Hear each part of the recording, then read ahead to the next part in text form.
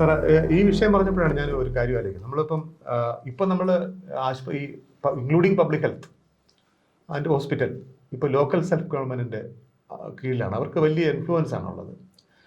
പക്ഷേ അവരുടെ പ്രശ്നം എന്ന് വെച്ചാൽ അവർക്ക് എന്താണ് പ്രയോറിറ്റി എന്നുള്ളത് അവർക്ക് അറിയത്തുമില്ല. അവരുടെ പ്രയോറിറ്റി എന്ന് വെച്ചാൽ ലോക്കലായിട്ട് അവർക്കുണ്ടാകുന്ന പോപ്പുലാരിറ്റിയാണത്. അപ്പോൾ ഇത് നമ്മുടെ ഈ പ്രോജക്ട്സ്, എന്ത് തരം പ്രോജക്ട്സ് നടക്കണം, എവിടെയാണ് ഫോക്കസ് ചെയ്യേണ്ടത്, ഈ പണം എവിടെ മുടക്കേണ്ടത് എന്നതിനെക്കുറിച്ച് വലിയൊരു ധാരണ ഇല്ലായ്മയുണ്ട്. എന്ന് വെച്ചാൽ ഇതിനൊരു കറക്റ്റായ ഡയറക്ഷൻ ശരിക്കും ചില ഗവൺമെൻറ്റിൻ്റെ പ്രോഗ്രാംസ് ഉണ്ട്. അപ്പം എന്താണ് ഇപ്പം പിന്നെ ഈ ഡയബറ്റിസ് കെയറിൻ്റെ അതിൽ വയോജന പ്രോജക്റ്റ് ഉണ്ട്. ഇങ്ങനെയുള്ള അല്ലാതെ ഓരോ പ്രദേശത്തിൻ്റെയും ഇഷ്യൂ നോക്കിയിട്ട് അതിന് പ്രയോറിറ്റി, അതിനെങ്ങനെ ഫണ്ട് വിനിയോഗിക്കുന്നതിനെ കുറിച്ച് ഒരു പോളിസി ഡിസിഷൻ ഉണ്ടാവുന്നില്ല. ഇതൊരു പ്രശ്നമായിട്ട് എൻ്റെ ഒരു ഒബ്സർവേഷൻ തോന്നിയിട്ടുണ്ട്. സാറിന് അതിനെക്കുറിച്ച് സാറിൻ്റെ ഒരു ഒപ്പീനിയൻ എന്താണ്? അതെ, തീർച്ചയായിട്ടും അതെ. അതിൽ എനിക്ക് പറയാനുള്ളത്, ഞാൻ ഈ വികേന്ദ്രീകരണത്തിൻ്റെ വലിയൊരു സപ്പോർട്ടറാണ്. എനിക്ക് തോന്നുന്നു കൂടുതൽ അധികാരങ്ങൾ പെരിഫറിയിലേക്ക് വരണം എന്ന് വിചാരിക്കുന്ന ഒരാളാണ്. പക്ഷേ നമ്മളതിന് സ്ട്രക്ചർ ചെയ്തിരിക്കുന്നതിലുള്ള ചില പ്രശ്നങ്ങളുണ്ട്. ഒന്നാമത് വളരെ റിജിഡായിട്ടുള്ള ചില സ്ട്രക്ചേഴ്സ് ഉണ്ടാക്കി അതുപോലെ തന്നെ പോകണം എന്നുള്ള ഒരു പ്രശ്നമൊക്കെയാണ്. പിന്നെ നേരത്തെ സന്തോഷ് സൂചിപ്പിച്ച പോലെ ഇപ്പോൾ ലോക്കൽ ലെവൽ രാഷ്ട്രീയം ചെയ്യുന്ന ആളുകൾക്ക് ചിലപ്പോൾ പ്രയോറിറ്റി അവർക്ക് അറിയില്ലായിരിക്കും. അവർ ജനങ്ങളുടെ ഇടയിൽ ഇപ്പോൾ ഈ പറഞ്ഞ മാതിരി എല്ലാ പഞ്ചായത്തിലും മെഡിക്കൽ കോളേജ് വേണം എന്നൊക്കെ അവർ പറയും. പക്ഷെ അത് അങ്ങനെ അല്ല എന്ന് പറയേണ്ടത്, അതിനുള്ളൊരു ഡയറക്ഷൻ കൊടുക്കേണ്ടതാണ്. കുറേയൊക്കെ ഡയറക്റ്റീവ്സൊക്കെ വരുന്നുണ്ട്. എന്നാലും ഇപ്പോൾ ഞാൻ ഈയിടയ്ക്ക് ഇൻവോൾവ് ചെയ്ത ഒരു കാര്യം, വലിയൊരു റിസർച്ച് നടത്തിയിരുന്നു. ഞങ്ങളുടെ ഒരു സോമൻ സാറ് ഉണ്ടാക്കിയൊരു സംഘടനയുണ്ട്, ഹെൽത്ത് ആക്ഷൻ ബൈ പീപ്പിൾ എന്ന് പറഞ്ഞു. അപ്പോൾ ഞങ്ങളുടെ സംഘടന ഒരു HSTP എന്ന്, ഹെൽത്ത് സിസ്റ്റംസ് ട്രാൻസ്ഫോർമേഷൻ പ്ലാറ്റ്ഫോം എന്ന് പറഞ്ഞൊരു സംഭവമുണ്ട്. അത് ടാറ്റയുടെ എങ്ങാണ്ട് പൈസയൊക്കെയാണ്. അതാണ് നമ്മുടെ നേരത്തെ ഹെൽത്ത് സെക്രട്ടറി ആയിരുന്ന മിസ്റ്റർ രാജീവ് സദാനന്ദൻ, അദ്ദേഹമാണ് അതിൻ്റെ ചീഫ് എക്സിക്യൂട്ടീവ്. അപ്പോൾ അദ്ദേഹം എന്നെ ഞങ്ങളെ വിളിച്ച് പറഞ്ഞു, നിങ്ങൾക്ക് ഒരു സ്റ്റഡി ചെയ്യാമോ എന്ന് പറഞ്ഞ് ഞങ്ങളൊരു പല തലത്തിലുള്ള 10-30 പഞ്ചായത്തുകളെ വളരെ വിശദമായിട്ട് പഠിച്ചിട്ട്, അത് നെറ്റിലുണ്ട് റിപ്പോർട്ട്, അത് വേണമെങ്കിൽ പരിശോധിക്കാം. അപ്പോൾ അതിൽ ഞങ്ങൾ കണ്ട ഒരു കാര്യം ഇതാണ്. ഒരു പ്രധാനപ്പെട്ട ഇഷ്യൂ എന്ന് പറഞ്ഞാൽ, അത് ഇപ്പോൾ എല്ലാവർക്കും അറിയാവുന്ന കാര്യമാണ്, പക്ഷെ അത് റിസർച്ച് ചെയ്ത് ഡോക്യുമെൻ്റ് ചെയ്യേണ്ടി വന്നു എന്നുള്ളതേ ഉള്ളൂ. അതായത് ഈ ഹെൽത്ത് സർവീസുകാർ ഇപ്പോഴും ഈ വികേന്ദ്രീകരണത്തിന് വലിയ തോതിൽ ഒന്നും അംഗീകരിച്ചിട്ടില്ല. അപ്പോൾ ഇത് തമ്മിലൊരു പാരലൽ സിസ്റ്റമായിട്ട് പോവുകയാണ്. ഇപ്പം ചില സ്ഥലത്ത് അതിനൊരു പ്ലസ് പോയിന്റ് വന്നത് എന്താണെന്ന് വെച്ചാൽ, ഇപ്പോൾ PHCയിൽ ഒരു ചെറുപ്പക്കാരനായ അല്ലെങ്കിൽ ചെറുപ്പക്കാരിയായ ഡോക്ടർ വന്നാൽ അവർക്ക് ഇപ്പോൾ ഈ പഞ്ചായത്തുമായിട്ട് നല്ല ടേംസിലാണെങ്കിൽ അവർക്ക് ഒരുപാട് സ്വാതന്ത്ര്യം കിട്ടും. ഓക്കെ, കാരണം അവരെ പഞ്ചായത്ത് പ്രസിഡന്റ് സപ്പോർട്ട് ചെയ്യും. അങ്ങനെ വരുമ്പോൾ അങ്ങനെയുള്ള ചില എക്സാമ്പിൾസ് ഉണ്ട്. അപ്പോൾ അവർ രണ്ടുപേരും കൂടെ യോജിച്ച് പ്രവർത്തിക്കുന്നിടത്ത് വളരെ നല്ല പ്രോജക്ട്സ്, ആളിന്റെ താല്പര്യമാണ്. അതിൽ സിസ്റ്റം അല്ല. അപ്പോൾ പലയിടത്തും സംഭവിക്കുന്നത് ഹെൽത്ത് സർവീസ് ഇവരുമായിട്ട് ഭയങ്കര അടിയായിരിക്കും.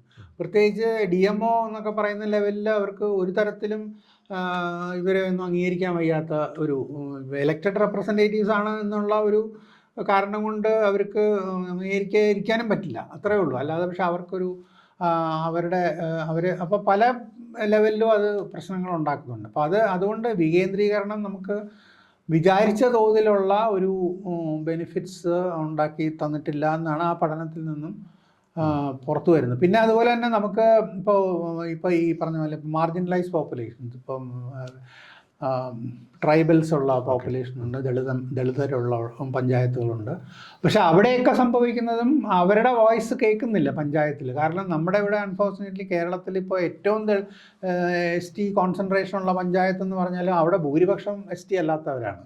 അപ്പോൾ അവർക്ക് 1-2 അംഗങ്ങളിൽ ഒതുങ്ങി നിൽക്കും. അപ്പോൾ അവരെയൊക്കെ ഒരു പേട്രണൈസിങ് ആറ്റിറ്റ്യൂഡാണ് ഞങ്ങളിങ്ങനെ. അതുകൊണ്ടാണ് ഈ അട്ടപ്പാടിയിലൊക്കെ ഹെൽത്തിൽ ഇത്ര ഇഷ്യൂ വരുന്നത്. അവർക്ക് വേണ്ടതല്ല കൊടുക്കുന്നത്. അപ്പം ഞങ്ങൾ ഇതൊക്കെ തരുന്നുണ്ടല്ലോ, നിങ്ങൾ പിന്നെ എന്താ നന്നാവാത്ത എന്നൊരു ആറ്റിറ്റ്യൂഡാണ് നമുക്ക് മോളിൽ നിന്ന് വരുന്ന ഒരു ആറ്റിറ്റ്യൂഡ്. അതിൻ്റെയൊക്കെ ഒരുപാട് ഇഷ്യൂസ് ഉണ്ട്. അത് ശരിയായിട്ട് അത് പഠിച്ച് അത് കറക്റ്റ് ചെയ്ത് കൊണ്ടുവരാനുള്ള ഒരു വിഷൻ നമ്മുടെ ഭാഗത്തുനിന്നും ഉണ്ടാവുന്നില്ല. ഈ വസ്തുത നിലനിൽക്കെ തന്നെ, പക്ഷെ ഹെൽത്ത് ആളുകളെ അട്രാക്ട് ചെയ്യുന്ന ഒരു സംഗതിയാണെന്ന് നമ്മുടെ രാഷ്ട്രീയ നേതൃത്വം മനസ്സിലാക്കിയിട്ടുണ്ട്. ഉദാഹരണമായിട്ട് നിപ്പ സമയത്ത് നമ്മുടെ ഹെൽത്ത് മിനിസ്റ്റർ തന്നെ അവിടെ പോയി അവിടെ നിന്നു. കോവിഡ് സമയത്ത് മുഖ്യമന്ത്രി നേരിട്ട് ആണ് അതിൻ്റെ ബ്രീഫിംഗ് നടത്തിയത്. അപ്പം ലോക്കൽ ലെവലിലാണെങ്കിൽ ഈ ഹോസ്പിറ്റൽ നന്നാവുന്നത് പഞ്ചായത്തിൻ്റെയും മുനിസിപ്പാലിറ്റിയുടെ ഒരു വലിയൊരു പ്രസ്റ്റീജ് ഇഷ്യൂ ആണ്. കറക്റ്റ്.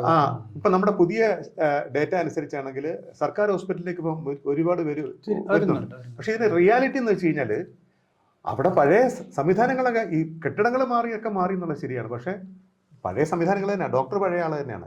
അപ്പോൾ പണ്ട് 200 പേര് ആണ് ഡോക്ടർ നോക്കിയെങ്കിൽ ഇപ്പം 400 പേര് നോക്കുന്നു. 2 മണിക്കോ 3 മണിക്കോ പുള്ളിക്ക് പോകാൻ പറ്റില്ല. സ്റ്റാഫിൽ അത്തരം ഈ അകത്തുള്ള ഈ ചേഞ്ചസ് ഇപ്പം ശരിയായിട്ടുള്ള ഒരു എന്താണ് എങ്ങനെ പ്രോട്ടോകോൾസ് ഉണ്ടാക്കുക, ഇതൊന്നും സംഭവിക്കുന്നില്ല. അപ്പോൾ പുറമേ ഉള്ള ഇതാണ് ഇത് നമ്മുടെ ഡോക്ടേഴ്സിൻ്റെയും ഈ സ്റ്റാഫിൻ്റെയും മുകളിൽ ഉണ്ടാക്കുന്ന ഒരു സമ്മർദ്ദമുണ്ട്. അതാരും അറിയാതെ പോവുകയാണ് ആക്ച്വലി. സാറ് അതിനെക്കുറിച്ച് എന്താണ് പറയുന്നത്? അതിനെക്കുറിച്ചുള്ള അല്ല, അത് തീർച്ചയായിട്ടും ശരിയാണ്. അതിൽ ആദ്യം പറഞ്ഞ പോലെ ഇപ്പോൾ ഒരു കാര്യം ഉള്ളതെന്ന് പറഞ്ഞാൽ ഇപ്പം നേരത്തെ സന്തോഷ് പറഞ്ഞ ഒരു കാര്യം, അതായത് മുമ്പേ എനിക്ക് തോന്നുന്നു 90കളിലൊക്കെ പരിഷത്ത്, അന്ന് ഞാൻ പരിഷത്തിൽ കുറേ കൂടെ ആക്റ്റീവായിരുന്നു. അന്ന് പരിഷത്തിൻ്റെ വലിയൊരു ഡിമാൻഡ് എന്ന് പറഞ്ഞാൽ ആരോഗ്യ വകുപ്പ് സാധാരണ ഏതെങ്കിലും ഒരു പെരിഫറൽ ഈ കൂട്ടുമുന്നണിയിലെ ഏറ്റവും ഇൻസിഗ്നിഫിക്കൻ്റ് ആയിട്ടുള്ള പാർട്ടിക്കാണ് കൊടുക്കുന്നത്. അത് പാടില്ല, അത് പ്രധാന പാർട്ടി അത് എടുക്കണം. അപ്പോൾ അന്നത്തെ നമ്മുടെ പ്രതീക്ഷ അതോടുകൂടി എല്ലാം ശരിയാവും. അത് ഇപ്പം അത് പൊളിഞ്ഞു. കാരണം ഇപ്പം കുറച്ച് കാലമായിട്ട് പ്രധാന പാർട്ടി തന്നെയാണ് ഹാൻഡിൽ ചെയ്യുന്നത്. പക്ഷെ അതുകൊണ്ട് വലിയൊരു വ്യത്യാസമൊന്നും ഉണ്ടായിട്ടില്ല, കാര്യങ്ങൾ പഴയ പോലെ തുടരുന്നു. അപ്പോൾ അതാണ് ഞാൻ പറഞ്ഞത്. അതുകൊണ്ട് കാര്യമില്ല. കാരണം ഇത് ഒന്നാമത്തെ കാര്യം ഞാൻ പറഞ്ഞില്ല, ഇപ്പോൾ ഒരു ഹെൽത്തിന് ഒരു വിഷൻ കൊടുക്കാനുള്ള രീതിയിലുള്ള ആളുകൾ ഹെൽത്ത് സർവീസിൻ്റെ തലപ്പത്തുമില്ല. അതോടൊപ്പം തന്നെ ഹെൽത്ത് സർവീസിനെ നമ്മൾ ഒരുപാട് ഡീവാല്യൂ ചെയ്തിട്ടുണ്ട്. പണ്ടൊരു കാലത്ത് ഹെൽത്ത് സർവീസ് ഡയറക്ടർ എന്നൊക്കെ പറഞ്ഞാൽ വലിയൊരു പൊസിഷനായിരുന്നു. ഇപ്പം ഞാൻ നേരത്തെ ഒരു അഭിമുഖത്തിലും ഞാൻ പറഞ്ഞ പോലെ ഇപ്പോൾ കേരളത്തിലും എനിക്ക് തോന്നുന്നു ഇന്ത്യയിൽ എവിടെയായാലും ഒരു സംസ്ഥാനത്ത് ഹെൽത്തിൻ്റെ ഏറ്റവും വലിയ ഫങ്ഷണറി എന്ന് പറയുന്നത് ഹെൽത്ത് സെക്രട്ടറിയാണ്. അത് എൻ്റെ അഭിപ്രായത്തിൽ അതൊരു നല്ല കാര്യമല്ല. ഹെൽത്ത് സെക്രട്ടറി ചിലപ്പോൾ നല്ല ആളുകളായിരിക്കും, വളരെ സമയമെടുത്ത് ഇതിനെക്കുറിച്ച് പഠിക്കുന്ന ഹെൽത്ത് സെക്രട്ടറിമാരുണ്ട്. എനിക്കറിയാം, ഇപ്പോൾ നേരത്തെ ഞാൻ പറഞ്ഞ പേരുകൾ പറയുന്നത് ശരിയാണോ എന്ന് അറിഞ്ഞില്ല, എന്നാൽ പോലും ഇപ്പോൾ രാജീവ് സദാനന്ദൻ അടുത്ത കാലത്തുണ്ടായാലും നല്ലൊരു അദ്ദേഹം ഈ ഹെൽത്തിനെ കുറിച്ച് കാര്യമായിട്ട് പഠിച്ചിട്ടുണ്ട്. അതുപോലെ എനിക്കറിയാവുന്ന വേറൊരു കാര്യം, നമ്മുടെ നെയ്ബറിങ് സംസ്ഥാനമായിരുന്ന തമിഴ്നാട്ടിൽ ഗിരിജാ വൈദ്യനാഥൻ എന്ന് പറയുന്ന സെക്രട്ടറി, അദ്ദേഹം അവർ പിന്നെ ചീഫ് സെക്രട്ടറി ആയിട്ടാണ് റിട്ടയർ ചെയ്തത്. ഗിരിജാ വൈദ്യനാഥൻ മറ്റേ എസ് വെങ്കട്ടരമണൻ്റെ മകളാണ്. പഴയ മറ്റേ എന്താ പറയുക RBI ഗവർണറൊക്കെ ആയിരുന്നു, വലിയ പ്രശസ്തനായ IAS കാരനാണ്. അദ്ദേഹത്തിൻ്റെ മകളാണ് ഗിരിജ ഈ കാര്യങ്ങൾ പഠിച്ച് കാര്യമായിട്ട് ഇടപെടുന്ന ഒരു സെക്രട്ടറിയായിരുന്നു. അപ്പോൾ അങ്ങനെയുള്ള സെക്രട്ടറിമാർ വരുമ്പോൾ കുറേ കാലത്തേക്ക് കാര്യങ്ങൾ നന്നായിട്ടൊക്കെ ഒരുവിധം നന്നായിട്ട് പോകും. കാരണം അവർക്കും ഫണ്ടമെൻ്റലായിട്ടുള്ള ചേഞ്ച് വരുത്താനുള്ള അധികാരമില്ല, പക്ഷെ അവർക്ക് കാര്യങ്ങൾ മനസ്സിലാവുന്നതുകൊണ്ട് പെട്ടെന്ന് സൊല്യൂഷൻസ് കണ്ടുപിടിക്കും. അതാണ് ഞാൻ നോക്കിയിട്ട് പലപ്പോഴും എനിക്കറിയാവുന്ന ഒരുപാട് നല്ല IAS ഓഫീസർമാരുണ്ട്. അവരുടെയൊക്കെ ഏറ്റവും വലിയ ഗുണം എന്ന് പറഞ്ഞാൽ അപ്പാപ്പ ഒരു സൊല്യൂഷൻ കണ്ടുപിടിക്കാൻ അവർ മിടുക്കന്മാരാണ്. കാരണം ഈ സിസ്റ്റത്തിനകത്തുകൊണ്ട് എന്ത് ചെയ്യാൻ പറ്റുന്ന അവർക്ക് നന്നായിട്ട് അറിയാം. പക്ഷേ ഫണ്ടമെൻ്റൽ ചേഞ്ച് വരുത്താൻ അവർക്ക് പറ്റൂല. അത് അവരെ പറഞ്ഞിട്ട് കാര്യമില്ല, അതിങ്ങനെ ആയിപ്പോയി. അപ്പോൾ അന്ന് പറഞ്ഞ പോലെ ഇവിടെയും ഇതിൻ്റെ ഇടയിൽ എന്ത് പറ്റും, പെട്ടെന്ന് ഒരാളെ മാറ്റിയിട്ട് അല്ലെങ്കിൽ മന്ത്രി എന്തെങ്കിലും രാഷ്ട്രീയ കാരണം വരുമ്പോൾ ഒരു സെക്രട്ടറി ഒരു മന്ത്രിയായിട്ട് എന്തെങ്കിലും അടഞ്ഞു എന്ന് പറയുമ്പോൾ അദ്ദേഹത്തിനെ മാറ്റി വേറെ ഒരു സെക്രട്ടറി കൊണ്ടുവരും. ആ സെക്രട്ടറി വന്നതോടുകൂടി ഇതെല്ലാം ഇതുവരെ കൊട്ടിപ്പൊക്കെ കൊണ്ടുവന്ന എല്ലാം പൊളി. ഇന്ന് മാത്രമല്ല, ഇപ്പോൾ എനിക്ക് നേരിട്ടറിയാൻ പേര് പറയുന്നില്ല, ഇവിടെ ഹെൽത്ത് സെക്രട്ടറി ആയിട്ട് ഇരുന്നുകൊണ്ട് ഡോക്ടർ IAS കാരനാണ്. ഇവിടെ ഹെൽത്ത് സെക്രട്ടറി ആയിട്ട് ഇരുന്നുകൊണ്ട് ഇവിടുന്ന് ലീവ് എടുത്ത് തമിഴ്നാട്ടിൽ അദ്ദേഹത്തിൻ്റെ നാട്ടിൽ പോയി സർജറി ചെയ്തു എന്ന് അവകാശപ്പെടുന്ന എനിക്ക് ശരിയാണോ എന്ന് അറിഞ്ഞുകൂടാ, പക്ഷെ അദ്ദേഹം തന്നെ പറഞ്ഞുകൊണ്ട് നടക്കുന്ന കാര്യമാണ്, ഞാൻ ഇന്നലെ സർജറി ചെയ്യാൻ പോയിരുന്നു. അപ്പോൾ അങ്ങനെ ഇപ്പോൾ എന്ന് പറഞ്ഞാൽ അദ്ദേഹത്തിൻ്റെ താല്പര്യം എന്താണ്, അദ്ദേഹത്തിന് അവിടെ പോയി സർജറി ചെയ്യുന്നതാണോ ഇവിടെ ഇരുന്ന് ഹെൽത്ത് സെക്രട്ടറി ആയിട്ട്, അങ്ങനെയൊക്കെയുള്ള കാര്യങ്ങൾ നാട്ടിൽ നടക്കുന്നുണ്ട്. അപ്പോൾ അങ്ങനെ വരുമ്പോൾ ഇത് എവിടെ പോകുന്നു നമുക്കറിയാം. ഇത് ഈ സാറിപ്പോൾ പറഞ്ഞ കാര്യം ശരിയാണ്. അപ്പം ഇതിനകത്ത് താല്പര്യവും ഇതിനകത്ത് അവഗാഹമുള്ള ഒരു ഹെൽത്ത് സെക്രട്ടറി ആക്ച്വലി ഇത് ഇപ്പോൾ ഒരു ബ്യൂറോക്രാറ്റിക് ഒരു ഓറിയൻറ്റഡ് സാധനമായിട്ട് മാറിയിട്ടുണ്ട്. അങ്ങനെ ഒരു സെക്രട്ടറി വരുമ്പോൾ കാര്യങ്ങൾ നടക്കും. അപ്പോൾ ഇതിൻ്റെ പ്രശ്നം എന്ന് വെച്ചാൽ ഇപ്പോൾ ഒരു എപ്പിഡെമിയോളജിക്കൽ ക്വസ്റ്റ്യൻ വരികയാണ്. അപ്പോൾ നമുക്കിപ്പോൾ ഉദാഹരണമായിട്ട് ഇപ്പോൾ കോവിഡ് സമയത്ത് എടുക്കുക. കോവിഡ് സമയത്ത് നമ്മൾ അതിൻ്റെ ബാക്കി ഭാഗങ്ങളൊക്കെ മാറ്റി. ഞാൻ അതിൻ്റെ ചെറിയൊരു ഉദാഹരണം പറയാം, അത് ശരിയാണോ തെറ്റൊന്നും എനിക്കറിയത്തില്ല. ഇപ്പം ഹെൽത്ത് സ്റ്റാഫ് അതിൻ്റെ എപ്പിഡമികളെ കുറിച്ച് അറിയാം, അതുകൊണ്ട് അവർ പോയ ആൾക്കാരെ എഡ്യൂക്കേറ്റ് ചെയ്യും, അവരതിനെ കൃത്യമായിട്ട് പറഞ്ഞു കൊടുക്കും. പക്ഷെ അത് പോലീസിനെ വെച്ച് കഴിഞ്ഞാൽ അത് എൻഫോഴ്സ്മെൻറ്റാണ് നടക്കുന്നത്. അപ്പോൾ ആക്ച്വലി അത് ഹെൽത്ത് സ്റ്റാഫിനെ റീപ്ലേസ് ചെയ്ത് നമ്മൾ പോലീസിനെ നോക്കുന്നത്, അതൊരു പൊളിറ്റിക്കൽ തീരുമാനമാണത്. ഇത് ഒരുപക്ഷെ ഒരു ശരിയായ ഹെൽത്ത് സർവീസ് ആണെങ്കിൽ അതിൻ്റെ കൃത്യമായ ഡയറക്ടർക്ക് ഒരു പവർ ഉണ്ടെങ്കിൽ ഇതല്ല സംഭവിക്കുന്നത്, മറ്റു രീതിയിലാണ് നടക്കുന്നത്. ഇങ്ങനെയുള്ള പല കാര്യങ്ങളിലും ഈ ഹെൽത്തിൻ്റെ എപ്പിഡമിയോളജി, ഹെൽത്തിൻ്റെ സ്റ്റഡീസ്, ഡേറ്റ മുതലായ കാര്യങ്ങളെ അടിസ്ഥാനമാക്കിയുള്ള ഒരു പോളിസി അല്ല നമുക്ക് നടപ്പിലാക്കുന്നത്. പലപ്പോഴും ഇതുണ്ടാക്കുന്ന പല പല പ്രശ്നങ്ങളുമുണ്ട് നമ്മുടെ സിസ്റ്റത്തിനകത്ത്. ഇത് ഇതെങ്ങനെയാണ് പരിഹരിക്കാൻ പറ്റുന്നത്? ഒരു പൊളിറ്റിക്കൽ ലീഡർഷിപ്പിന് പരിഹരിക്കാൻ പറ്റുന്നതാണോ, അതോ ഇതെങ്ങനെ പരിഹരിക്കാം? ഈ ഇഷ്യൂനെ എങ്ങനെ പരിഹരിക്കാൻ പറ്റും? എനിക്കറിയില്ല. സീരിയസ് ആയിട്ട് അതിനെക്കുറിച്ച് ചിന്തിക്കുകയാണെങ്കിൽ സൊല്യൂഷൻസ് കണ്ടുപിടിക്കാമെന്നാണ് എനിക്ക് തോന്നുന്നത്. ഇപ്പം എന്തൊക്കെ പറഞ്ഞാലും എനിക്ക് തോന്നിയിട്ടുള്ള ഒരു കാര്യം, അത് എല്ലാവരും യോജിക്കുമെന്ന് അറിയില്ല, ഗവർണൻസ് എന്ന് പറയുന്ന ഈ ഡേ ടു ഡേ ഭരിക്കുന്ന ഇതുണ്ടല്ലോ, ആ ഭരണത്തിൻ്റെ കാര്യത്തിൽ സെൻട്രൽ ഗവൺമെൻറ് നമ്മളെക്കാളും മച്ച് ബെറ്ററാണ് കാര്യങ്ങൾ നടത്തിയെടുക്കാൻ. അപ്പോൾ അങ്ങനെ നോക്കുമ്പോൾ നമുക്കറിയാം, ഇപ്പോൾ സെൻട്രൽ ഗവൺമെൻറ്റിലെ പല ഡിപ്പാർട്ട്മെൻറ്റ്, ഇപ്പോൾ ISRO അല്ലെങ്കിൽ സയൻസ് ആൻഡ് ടെക്നോളജി, അല്ലെങ്കിൽ even bio technology, department of bio technology, ഇവിടെയെല്ലാം സെക്രട്ടറി സ്ഥാനത്ത് വെച്ചിരിക്കുന്നത് ടെക്നിക്കലി ക്വാളിഫൈഡ്, അത് സെലക്ഷൻ പോസ്റ്റാണ്. IAS-കാരെ അല്ല എടുക്കുന്നത്. അതിൽ സയൻറ്റിസ്റ്റുകളിലെ ഏറ്റവും സമർത്ഥൻ അല്ലെങ്കിൽ സമർത്ഥ എന്ന് അവർക്ക് തോന്നുന്നു. കേരളത്തിൽ ആക്ച്വലി ഹെൽത്തിൽ അങ്ങനെയായിരുന്നു നേരത്തെ. അതെ, അത് നമ്മൾ കളഞ്ഞു. ഇപ്പോൾ അതാ ഞാൻ പറയാം. അത് മാത്രമല്ല, ഇപ്പം നേരത്തെ പറഞ്ഞ പോലെ ഈ പബ്ലിക് ഹെൽത്തിൻ്റെ ഒരു ഡൈല്യൂഷൻ വന്നതോടുകൂടി ഹെൽത്ത് സർവീസ് ഡയറക്ടർ ആവുക എന്ന് പറയുന്നത് ഒരു സീനിയോറിറ്റി പോസ്റ്റ്, അല്ലെങ്കിൽ അതൊരു, ഇപ്പോൾ ഞാൻ എപ്പോഴും പറയാറുള്ളൊരു കാര്യമുണ്ട്, ഇന്നലെ വരെ നമുക്ക് നിന്ന് തിരിയാൻ സമയമില്ലാതെ ഗൈനക്കോളജി പ്രാക്ടീസ് ചെയ്യുന്ന ആൾ ഒരു ദിവസം രാവിലെ ഹെൽത്ത് സർവീസ് ഡയറക്ടറോ അല്ലെങ്കിൽ DMO ആയി കഴിഞ്ഞാൽ അവർക്ക് ഇൻസിഡൻസ് എന്താ, പ്രിവലൻസ് എന്താണെന്നൊന്നും പോലും അറിയത്തില്ല. അപ്പോൾ അവർ പിന്നെ എന്തെങ്കിലുമൊക്കെ കാണിച്ചു വയ്ക്കും. അതാണ് നമ്മുടെ അത്. പക്ഷേ അതിനെ അഡ്രസ്സ് ചെയ്യുന്നില്ല, അതിനെ അഡ്രസ്സ് ചെയ്യുന്നില്ല. ഇപ്പോൾ ശരിക്കും പറഞ്ഞാൽ ഇതൊക്കെ മാറ്റേണ്ടത് പൊളിറ്റിക്കൽ ലീഡർഷിപ്പാണ്. ഇങ്ങനെയല്ല വേണ്ടതെന്ന് അവർക്ക് തോന്നണ്ടേ? അതെന്തുകൊണ്ടോ അവർക്ക് തോന്നുന്നില്ല. ഇങ്ങനെ പോയിക്കോളും എന്നുള്ള ഒരു. തമിഴ്നാട് ഇക്കാര്യത്തിൽ അവർ ഒരു പബ്ലിക് ഹെൽത്ത് ഡിപ്പാർട്ട്മെന്റ് തന്നെ public health department, primary care department ഉണ്ട്. അവർ വളരെ എഫക്റ്റീവായിട്ട് അത് ചെയ്യുന്നുണ്ട്. വളരെ എഫക്റ്റീവാണ്. ഞാൻ എനിക്ക് ഒരു സമയത്ത് തമിഴ്നാട്ടിൽ പോയപ്പോൾ നമ്മൾ PSC-യിലൊക്കെ ഉണ്ടായിട്ടുള്ള മാറ്റങ്ങൾ നമുക്ക് അത്ഭുതകരമാണ് ശരിക്കും. നമ്മുടെ PSC ആയിട്ട് കമ്പയർ ചെയ്യാൻ പോലും പറ്റത്തില്ല അത്തരം കാര്യങ്ങളൊക്കെ, അവിടെ നടക്കുന്ന കാര്യങ്ങളൊക്കെ.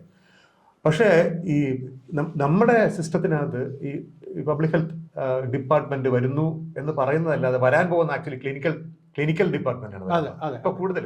അപ്പൊ ചുരുക്കത്തില് നമ്മൾ വളരെ സൂക്ഷ്മമായിട്ട് നോക്കിക്കഴിഞ്ഞാൽ കേരളത്തിലെ ഒരു പബ്ലിക് ഹെൽത്ത് സിസ്റ്റം അത് പുറമേ വളരെ മഹത്തരമെന്ന് പറയുകയാണെങ്കിലും ക്യൂറേറ്റീവ് ചികിത്സാപരമായ കാര്യങ്ങൾക്കാണ് ഇപ്പോഴും ഇപ്പോഴത്തെ ഗവൺമെന്റിന്റെ പോലും പുതിയ സംവിധാനങ്ങൾ. എൻ്റെ ഒരു വിമർശനമാണത്. പബ്ലിക് ഹെൽത്ത് ഈ സുസ്ഥിര വികസനത്തെ കുറിച്ചാണ് പറയുന്നതെങ്കിലും അൾട്ടിമേറ്റ്ലി ഇതെല്ലാം വന്നു നിൽക്കുന്നത് ക്യൂറേറ്റീവ് കെയറിന്റെ ഒരു ആഘോഷമാണ് ശരിക്കും. എല്ലാ സ്ഥലത്തും മരുന്നുകളുണ്ട്, എല്ലാ സ്ഥലത്തും എക്യുപ്മെന്റ്സ് വരുന്നു, എല്ലാ സ്ഥലത്തും അങ്ങനെയുള്ള സ്പെഷ്യലിസ്റ്റുകൾ വരുന്നു. പക്ഷേ ഈ പബ്ലിക് ഹെൽത്ത് സംഗതികൾ ഭയങ്കരമായിട്ട് നമ്മൾ അവഗണിക്കപ്പെടുന്നു. ഈ ഒബ്സർവേഷൻ ശരിയാണോ? ആണെങ്കിൽ ഇതിന്റെ കോൺസിക്വൻസ് എന്താണ്? ഞാനതിനോടും ഒരുവിധം പൂർണ്ണമായിട്ട് യോജിക്കും. പക്ഷെ അതിലൊരു കാര്യമുള്ളത്, ഈ ഒരു ടെൻഡൻസി ലോകത്തെല്ലായിടത്തും കുറേശ്ശെയൊക്കെ ഉണ്ട്. കാരണം ക്യൂറേറ്റീവ് കെയറിൻ്റെ ഒരു എന്താ പറയുക, ഒരു ഇംഗ്ലീഷിൽ പറഞ്ഞാൽ അതിൻ്റെ ഒരു സെഡക്റ്റീവ്നെസ് ഉണ്ട്. അതായത് ആളുകൾക്ക് പെട്ടെന്ന് അട്രാക്റ്റീവായിരുന്ന ഒരു സാധനമാണ്. അതൊക്കെ നാളെ ഇവിടെ അടുത്ത ആശുപത്രിയിൽ എനിക്ക് ഹാർട്ട് അറ്റാക്ക് വന്നാൽ നേരെ അവിടെ പോകാം, അല്ലെങ്കിൽ അതിന് ചികിത്സ വളരെ എളുപ്പം ലഭ്യമാകും, അപ്പോൾ അല്ലെങ്കിൽ ഏറ്റവും ലേറ്റസ്റ്റ് ടെക്നോളജി ഇവിടെ ഉണ്ട് എന്നൊക്കെ പറയുന്നതിനോട് ആളുകൾക്കൊരു താല്പര്യമുണ്ട്. പക്ഷേ അതിനനുസരിച്ച് വേറെ പല പ്രശ്നങ്ങളുണ്ട്. ഇതിൻ്റെ കോസ്റ്റ് കൂടിക്കൊണ്ടുവരുന്നുണ്ട്. അതൊന്നും നമ്മൾ അഡ്രസ്സ് ചെയ്യുന്നില്ല. അപ്പം അതുകൊണ്ട് ഇത് പബ്ലിക് ഹെൽത്ത് ഇമ്പ്രൂവ് ചെയ്യണം എന്നുള്ളത് പറഞ്ഞാൽ അത് സത്യം പറഞ്ഞാൽ അതിനൊരു പോപ്പുലാരിറ്റി വരണമെന്നില്ല. കാരണം അതിപ്പോൾ എനിക്ക് തോന്നുന്നു ഞങ്ങളുടെ പഠനത്തിലും വന്ന ഒരു കാര്യം അതാണ്. ഈ ഡീസെൻട്രലൈസേഷൻ്റെ ഒരു ബാഡ് ഇഫക്റ്റ് എന്ന് പറയുന്നത് അതാണ്. കാരണം ഇപ്പോൾ ലോക്കൽ ലെവലിലും അവർക്ക് പിടിച്ചു നിൽക്കണമെങ്കിൽ അവിടുത്തെ ആശുപത്രി നന്നായി, അവിടെ ഡയാലിസിസ് സെൻറ്റർ തുടങ്ങി, അങ്ങനെയുള്ള കാര്യങ്ങൾ പറഞ്ഞാലേ അവർക്ക് അടുത്ത തവണ തിരിച്ച് വോട്ട് കിട്ടുള്ളൂ. അതിന് പകരം അല്ല ഞങ്ങൾ ഇങ്ങനെ ചെയ്തു അല്ലെങ്കിൽ ഇത്ര. പക്ഷെ അത് ഈ നടക്കാത്ത സംഭവങ്ങളെക്കുറിച്ച് നമ്മൾ അറിയത്തില്ല. ഇപ്പോൾ ഇത്ര ഹാർട്ട് അറ്റാക്ക് ഞങ്ങൾ പ്രിവെൻറ്റ് ചെയ്തു എന്ന് പറയാൻ പറ്റിയാൽ പോലും അത് നമ്മുടെ മനസ്സിലോട്ട് വരത്തില്ല. പക്ഷേ ഹാർട്ട് അറ്റാക്ക് വന്നാൽ ഇവിടെ പോയി കിടക്കാൻ 10 ബെഡുണ്ടെന്ന് പറഞ്ഞാൽ അത് നമുക്ക് വളരെ ഇമ്പ്രസീവായിട്ട് തോന്നും. അതൊരു ഹ്യൂമൻ നേച്ചറിൻ്റെ ഒരു പ്രശ്നം കൂടെയാണ്. പക്ഷെ അത് നമ്മുടെ അവിടെ വളരെ രൂക്ഷമാണ്. അതായത് പബ്ലിക് ഹെൽത്തിനുള്ള തീരെയുള്ള ഒരു അവഗണന കാരണം. ഇപ്പോൾ ഈ നേരത്തെ പറഞ്ഞ പോലെ നമ്മൾ പബ്ലിക് ഹെൽത്ത് കാഡർ വേണമെന്ന് പറയാൻ തുടങ്ങിയിട്ട് എൻ്റെ അനുഭവത്തിൽ തന്നെ ഒരു 10-20 കൊല്ലമെങ്കിലും ആയി. പക്ഷേ ഇപ്പോഴും എല്ലാവരും വേണം എന്ന് പറയുമ്പോൾ എല്ലാവരും തലകുലിക്ക് വേണം എന്ന് പറയുന്നതല്ലാതെ അതിലേക്ക് ഒരു സ്റ്റെപ്പ് എടുക്കുന്നില്ല. ഇനി അങ്ങനെ എടുത്താൽ തന്നെ എന്താണ് സംഭവിക്കുന്നത്? ഇപ്പോൾ ഞങ്ങൾ ആദ്യം പറഞ്ഞിരുന്നത് പബ്ലിക് ഹെൽത്ത് പഠിച്ച ഡോക്ടർമാരെ അതിലേക്ക് കൊണ്ടുവരണം എന്ന് പറയുമ്പോൾ അതിന് വലിയ റെസിസ്റ്റൻസ് ഉണ്ട്. കാരണം ഒരു കേഡർ ഉണ്ടാക്കി കഴിഞ്ഞാൽ സീനിയോറിറ്റി അനുസരിച്ച് ആർക്കും പോകാവുന്ന സംഭവമാക്കിയാൽ മതി എന്നാണ് നമ്മുടെ ഒരു അപ്രോച്ച്. വേറൊരു ചെറിയ കാര്യം പറഞ്ഞ ഈ നമ്മുടെ നെയ്ബറിങ് സംസ്ഥാനമാണ് തമിഴ്നാട്. അവിടെയാണ് നമ്മുടെ നാഷണൽ ഇൻസ്റ്റിറ്റ്യൂട്ട് ഓഫ് എപ്പിഡമിയോളജി. അത് വളരെ നന്നായിട്ട് പ്രവർത്തിക്കുന്ന ICMRൻ്റെ സ്ഥാപനമാണ്. അവർ ചെയ്യുന്ന ഒരു പ്രധാനപ്പെട്ട കാര്യം, എല്ലാ സ്റ്റേറ്റിൽ നിന്നുമുള്ള ഹെൽത്ത് സർവീസിലുള്ള ഡോക്ടർമാർക്ക് ഈ എപ്പിഡമിക് ഇൻവെസ്റ്റിഗേഷനിൽ ട്രെയിനിങ് കൊടുക്കും. അതായത് അവർ ഡെപ്യൂട്ടേഷനിൽ വന്ന് അവിടെ ഹോസ്റ്റലിൽ താമസിച്ച് എങ്ങനെ അതിൻ്റെ കാര്യങ്ങളൊക്കെ പഠിച്ചിട്ട് അവരുടെ ഒരു ഇതെന്ന് പറഞ്ഞാൽ നമുക്ക് ഈ ഹോസ്പിറ്റലിലുള്ള പോലെയാണ് അവരെ ട്രെയിൻ ചെയ്യുന്നത്. അത് ആരെങ്കിലും ഓരോ മാസവും ഓരോരുത്തരെ ഡ്യൂട്ടി ഇടും. അപ്പോൾ ഡ്യൂട്ടി ഇടുന്ന ആളെന്ന് പറഞ്ഞാൽ അയാളുടെ ഒരു ഫാക്കൾട്ടി മെമ്പറും ഓൺ ഡ്യൂട്ടി ആയിരിക്കും. നമ്മളിവിടെ കാണുന്ന എൻ്റെ ഒരു പാരലൽ. അപ്പോൾ ഒരു സ്റ്റുഡൻറ്റ് 2-3 സ്റ്റുഡൻസും ഓൺ ഡ്യൂട്ടി ആയിരിക്കും. അപ്പോൾ അവരുടെ ഒരു ഇൻസ്ട്രക്ഷൻ എന്ന് പറഞ്ഞാൽ അവരെപ്പോഴും പാക്ക് ചെയ്തിരിക്കണം, എപ്പോൾ പോകണം എന്ന്. അപ്പോൾ മേഘാലയയിലൊരു സാധനം പൊട്ടിപ്പുറപ്പെട്ടു, അടുത്ത പ്ലെയിനിൽ അവരങ്ങോട്ട് പോവുകയാണ്. അപ്പോൾ അവിടെ ചെന്നിട്ട് എന്താ സംഭവിച്ചതെന്ന് പഠിച്ചിട്ട് തിരിച്ചു വന്നു. അപ്പോൾ അവർക്കൊരു ഹാൻഡ്സ് ഓൺ ട്രെയിനിങ്. അപ്പം ഞാൻ അവിടെ ഒരുപാട് തവണ എക്സാമിനറായിട്ട് പോയിട്ടുണ്ട്, അവരുടെ ബോർഡിലൊക്കെ ഇരുന്നിട്ടുണ്ട്. എന്നെ വളരെ സങ്കടപ്പെടുത്തിയ ഒരു കാര്യം, കേരളത്തിൽ നിന്ന് ഒരാളെയും ഇന്നേ വരെ അങ്ങോട്ട് ഇപ്പോൾ ഉണ്ടോയെന്ന് എനിക്കറിഞ്ഞു. ഒരു 5 കൊല്ലം മുമ്പത്തെ കാര്യം ഞാൻ പറയുന്നത്, ഒരു ഡോക്ടറെ അവിടെ ട്രെയിനിങ്ങിന് വിട്ടിട്ടില്ല. നമുക്ക് എപ്പിഡമിക് ഇല്ല എന്നാണോ നമ്മുടെ വിശ്വാസം? നമ്മൾ നമ്പർ 1 ആയതുകൊണ്ട് അതിന്റെ ആവശ്യം. അതെ, അതിൻ്റെ ആവശ്യമില്ല. അതായിരിക്കണം അതിന്റെ ന്യായം. നമുക്കിതൊന്നും വേണ്ട. നോർത്ത് ഈസ്റ്റിൽ നിന്നൊക്കെ എത്ര ഡോക്ടർമാരാ വന്നത്. അതെനിക്ക് വളരെ ഇതായിട്ട് നമ്മൾ ഇത്തരം കാര്യങ്ങൾ പഠിക്കാനും പുതിയ കാര്യങ്ങൾ അറിയാനും നമ്മളെ തടസ്സപ്പെടുത്തുന്നത് ഈ ഒരു വിചാരമാണ്. നമ്മൾ ഇപ്പം തന്നെ നമ്മളെല്ലാം അച്ചീവ് ചെയ്ത് കഴിഞ്ഞു, നമ്മൾ വളരെ നമ്പർ 1 ആണ്, നമുക്ക് ഇനി പുതിയ കാര്യങ്ങളൊന്നും ചെയ്യേണ്ട കാര്യമില്ല. അപ്പോൾ നമ്മളിപ്പം പല ഇന്റർനാഷണൽ ഏജൻസികളുടെ സഹായം സ്വീകരിക്കുന്നത് നമ്മളെ തടസ്സപ്പെടുത്തുന്നത് ഞങ്ങൾ വേണേൽ അങ്ങോട്ട് പഠിപ്പിക്കാം, ഞങ്ങൾ നിങ്ങളെ വേണേൽ അങ്ങോട്ട് പഠിപ്പിക്കാം, നിങ്ങളെ ഒന്നും തൽക്കാലം പഠിക്കാനില്ല എന്നുള്ളതാണ്. ഞാനത് പറയുന്നത് സാർ നേരത്തെ പറഞ്ഞൊരു കാര്യമാണ്, ഈ പബ്ലിക് ഹെൽത്തിൻ്റെ ഈ ലോക്കൽ ഇൻ്റർവെൻഷനെ കുറിച്ചാണ്. അട്ടപ്പാടിയിൽ ഞാൻ ഒരിക്കൽ പോയപ്പോൾ, അട്ടപ്പാടിയിൽ വലിയ നമ്മൾ പറയുന്ന നോക്കല്ല, പത്രക്കാർ പറയുന്ന നോക്കല്ല, അവിടെ വലിയ ആരോഗ്യ സംവിധാനങ്ങളുണ്ട്, വലിയൊരു ട്രൈബൽ ഹോസ്പിറ്റലുണ്ട്. അവിടെ ഡോക്ടർമാരുടെ അഭാവമില്ല, അവിടെ ഡോക്ടർമാർ അവിടെ തന്നെ താമസിച്ച് ചികിത്സിക്കുകയാണ് ശരിക്കും. പിന്നെ അവിടെ 3 PSCകളുണ്ട്, നല്ല ഗംഭീരമായ PSCകളാണ്. PSC അല്ല, CSCകളുണ്ട്, ഗംഭീരമായ CSCകളാണ്. PSCകൾ ഇഷ്ടം പോലെ ഉണ്ട്. അവിടുത്തെ പ്രശ്നം എന്ന് വെച്ചാൽ, ഞാൻ പോയി കണ്ടതെന്ന് വെച്ചാൽ അവിടുത്തെ വെള്ളം ക്ഷാമമാണ്. അവിടെ ആഴ്ച 2 ദിവസം വെള്ളം വരും. അപ്പോൾ ടോയ്ലറ്റ് കൊടുത്തിട്ടുണ്ട്, പക്ഷെ ടോയ്ലറ്റിൽ ഉപയോഗിക്കാൻ ഇവർക്ക് വെള്ളം അവൈലബിൾ അല്ല. അപ്പോൾ അവർ ഇരിക്കുന്ന ടോയ്ലറ്റിനകത്ത് അവർ പശുവിനെ കെട്ടുക, അല്ലെങ്കിൽ ആടിനെ കെട്ടുകയും പിന്നെ അല്ലെങ്കിൽ അവരുടെ തുണി വിരിക്കാൻ ഉപയോഗിക്കുന്നത്. സ്പേസ് വെറുതെ. അപ്പം സാറി പറഞ്ഞ കാര്യം തന്നെ, അതായത് പഞ്ചായത്തിന് താല്പര്യം ആശുപത്രികൾ ഇങ്ങനെയുള്ള കാര്യങ്ങളാണ്. അപ്പോൾ ഈ വെള്ളത്തിൻ്റെ അപര്യാപ്തം കൊണ്ട് ഓപ്പൺ ഡിഫിക്കേഷൻ ഉണ്ട്, വലിയ റാമ്പന്നാണത്. ഇത് കണക്കിൽ പക്ഷേ എല്ലാവർക്കും ടോയ്ലറ്റ് ഉണ്ട്, ഈ എന്താണ് പൊതുവീട വിസർജനം ഒന്നുമില്ല. അപ്പം ഈ പ്രശ്നം ഇപ്പം ഈ ഫോക്കസ് ചെയ്യുന്നത്, പഞ്ചായത്തിന് ഫോക്കസ് ചെയ്യുന്നത് വെച്ചാൽ വെള്ളം കൊടുക്കുന്ന പഞ്ചായത്തിന് ഒരു പക്ഷേ കൊടുത്താൽ മതി. പക്ഷേ ഇത് കെട്ടിടം പണിയുന്നതും ടോയ്ലറ്റ് പണിയുന്നതും അത് കണക്കിലാകുന്നതും പഞ്ചായത്തിന് വലിയ താല്പര്യമുള്ള കാര്യമാണ്. ഇങ്ങനൊരു ഡിസ്പാരിറ്റി ഈ ഇത്തരം സ്ഥലങ്ങളിലൊക്കെ നമ്മൾ ഈ ഹെൽത്ത് ഈ അപജയം ഉണ്ടാകുന്ന സ്ഥലങ്ങളിലെല്ലാം നമ്മൾ നോക്കിക്കഴിഞ്ഞാൽ കേരളത്തിൻ്റെ കാര്യത്തിൽ അത് ആശുപത്രികളുടെ ക്ഷാമം കൊണ്ടായിരിക്കത്തില്ല, മറിച്ച് വെള്ളമില്ലായ്മയോ സാനിറ്റേഷൻ ഇല്ലായ്മയോ. ആക്ച്വലി ഈ സാനിറ്റേഷൻ ഇല്ലായ്മയും വെള്ളമില്ലായ്മയും ഒരു ആരോഗ്യ പ്രശ്നമായിട്ട് റിഫ്ലക്റ്റ് ചെയ്യുന്നതാണ് നമ്മൾ കേരളത്തിൽ ഇന്നിപ്പോൾ കാണുന്നത്. പക്ഷെ നമ്മൾ ഫോക്കസ് ചെയ്യുന്നത് മുഴുവൻ മീഡിയയും ഫോക്കസ് ചെയ്യുന്നത് ഈ ഹോസ്പിറ്റൽ നന്നാക്കുക, ഡോക്ടർമാരെ നന്നാക്കുക, ഈ കാര്യത്തിലാണ്. അപ്പോൾ ഇതിനകത്തൊരു ഫണ്ടമെൻ്റലായിട്ട് എന്താണ് പബ്ലിക് ഹെൽത്ത് എന്നതിനെ കുറിച്ചൊരു വലിയൊരു കമ്മ്യൂണിക്കേഷൻ, ഒരു അവയർനെസ് സമൂഹത്തിൻ്റെ അകത്ത് വലിയ രീതിയിൽ ആവശ്യമുണ്ടെന്നാണ് എനിക്ക് തോന്നുന്നത്. സാർ പ്രത്യേകിച്ച് ഒരു കമ്മ്യൂണിക്കേറ്റർ കൂടെ ആയതുകൊണ്ട് ഒരു ബീങ് എ ആർട്ടിസ്റ്റ്, സാറിനകത്ത് എന്താണ് പറയാനുള്ളത് ശരിക്കും പറഞ്ഞാൽ? അതെ, പറഞ്ഞത് ശരിയാണ്. നമുക്ക് അതൊരു പറഞ്ഞ പോലെ ഒരു ധാരണ ഇല്ല. നമുക്ക് ഹെൽത്ത് എന്ന് പറയുന്നത് പബ്ലിക് ഹെൽത്തും മെഡിസിനും പേഴ്സണലൈസ്ഡ് മെഡിസിനും തമ്മിലുള്ള വ്യത്യാസത്തെക്കുറിച്ചുള്ള ഒരു ബോധം നമ്മുടെ പൊതു കാര്യങ്ങൾ ഇടപെടുന്നവർക്ക് പോലും ഇല്ല. അത് വളരെ അത്യാവശ്യമായിട്ട് വേണ്ട ഒരു കാര്യമാണ്.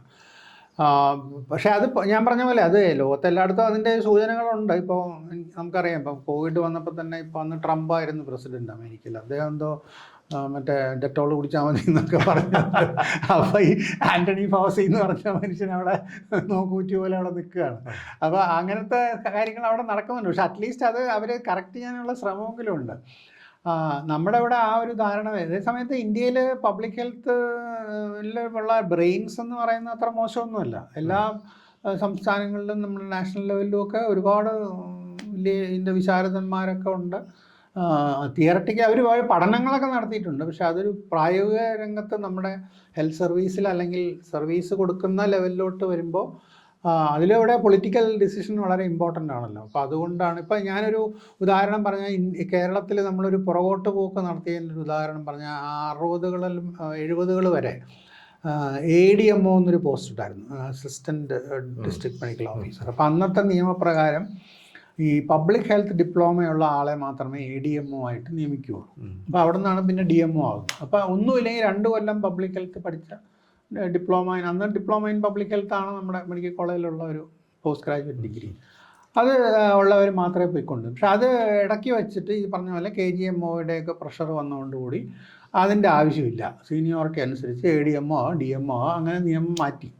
അപ്പോൾ അതോടുകൂടി ഇപ്പോൾ അങ്ങനെയുള്ള ഈ പറഞ്ഞ പോലെ ആ ഒരു ചെറിയ നോളജ് പോലും മുകളിലിരിക്കുന്നവർക്ക് ഇല്ലാത്ത ഒരു അവസ്ഥ വന്നു. പിന്നീട് ഇപ്പം ഞങ്ങളെപ്പോലെയുള്ളവരിപ്പം ചിത്രയിലൊക്കെ MPH തുടങ്ങി, മാസ്റ്റർ പബ്ലിക് ഹെൽത്ത്. അപ്പോൾ ഡോക്ടർമാരെയും ഡോക്ടർ അല്ലാത്തവരെയും ഒക്കെ എടുത്ത് പഠിപ്പിക്കുന്നുണ്ട്.